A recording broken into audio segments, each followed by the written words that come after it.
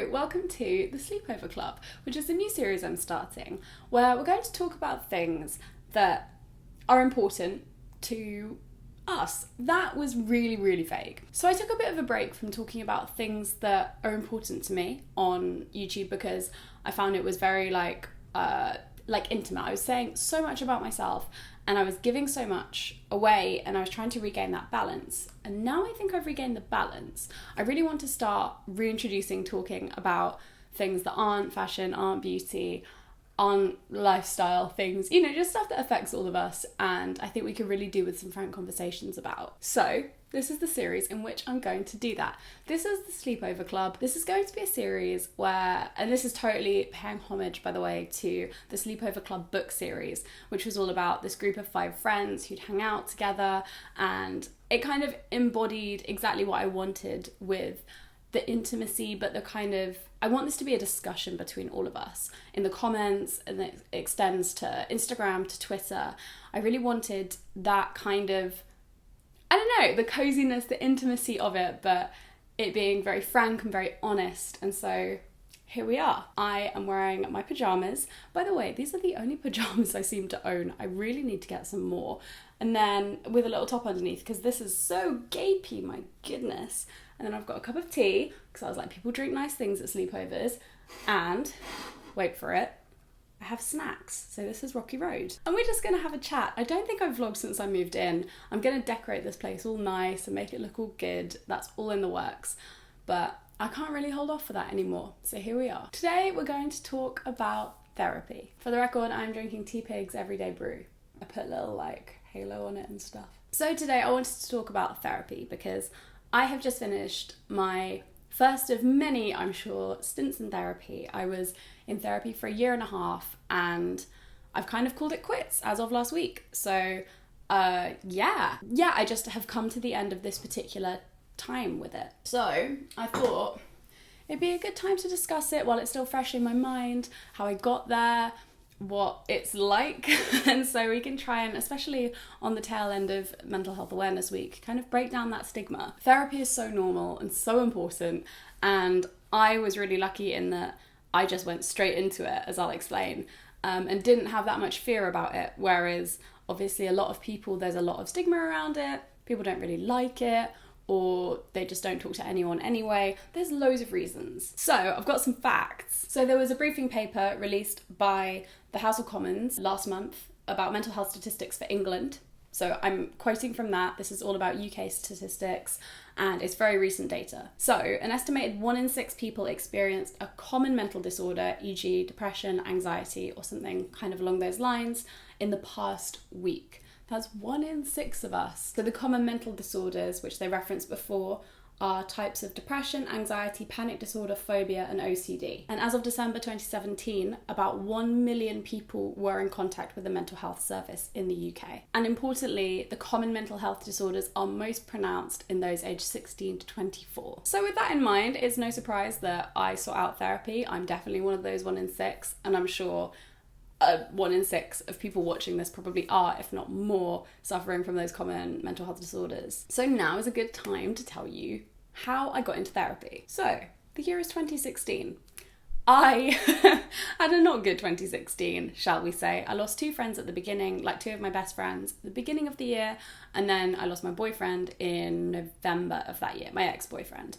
And all of those things were loosely or strongly correlated to my alcohol consumption. So during the previous year, 2015, and going into 2016, I was drinking quite a lot. And I was also lashing out a lot when I was drinking.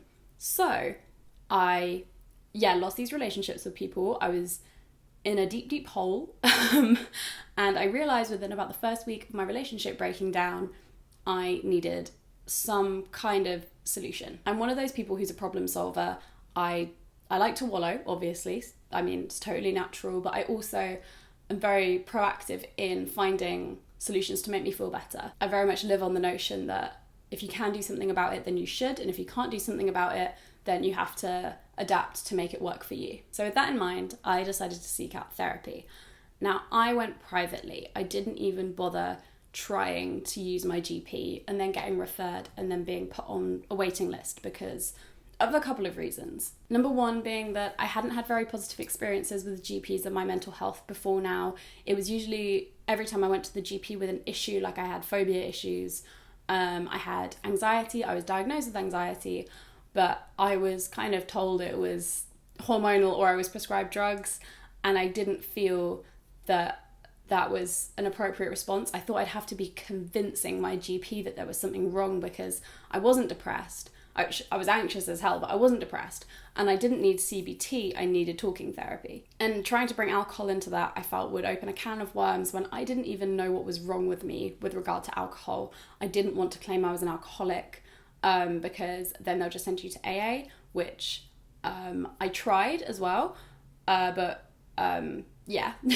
So I was seeking help in these other areas as well, but I won't really divulge into that in this video. And the other reason was I didn't feel I had time to be sitting on a waiting list for ages. So another statistic that's on this mental health document released by the House of Commons is that waiting times for psychological therapy varied from 16 days in Waltham Forest to 167 days in Leicester, counting waits for both first and second treatment. So on average, it seems that a lot of places have 84 to 111 day waits for talking therapy. And that's an average. I didn't have 3 months to wait. I knew I needed something right now. I knew I wasn't depressed, but I could be depressed in 3 months. So I sought out therapy privately. And the most common question I get asked is, how on earth did you find a therapist? And that's a very good question. I basically Googled. I used the tools I had available, which was Google. I typed in something like therapy or counsellor in my area that I was in, and I came up with this website, which I will link below. It's called something like Counsellor Directory or counsellingdirectory.com. When you type in your postcode, they come up with loads of therapists that are within your proximity and then list some details about them.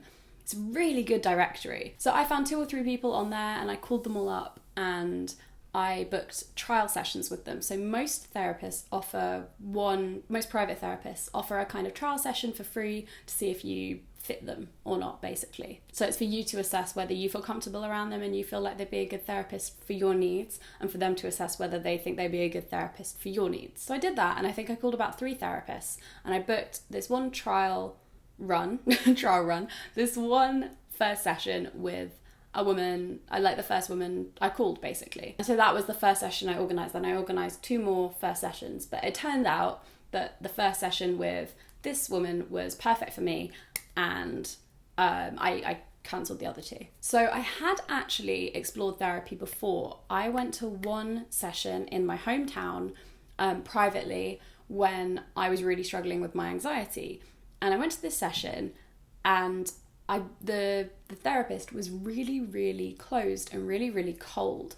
And that helped me realise that there are lots of different types of therapist. It's not like there's loads of different practices, but there's not one type of person either. You're all still people, and some will choose to share none of themselves with you and kind of be like talking to a blank wall but guiding you, and others will share more and be more personable, and that just depends on the therapist. So you do really have to try a couple and see which one suits you. So I went to my first therapy session, and it was absolutely nauseatingly terrifying for me, but I kind of knew you just have to push through it. Like, I'm not afraid of meeting new people, which is a real blessing, but I am afraid of talking about my feelings.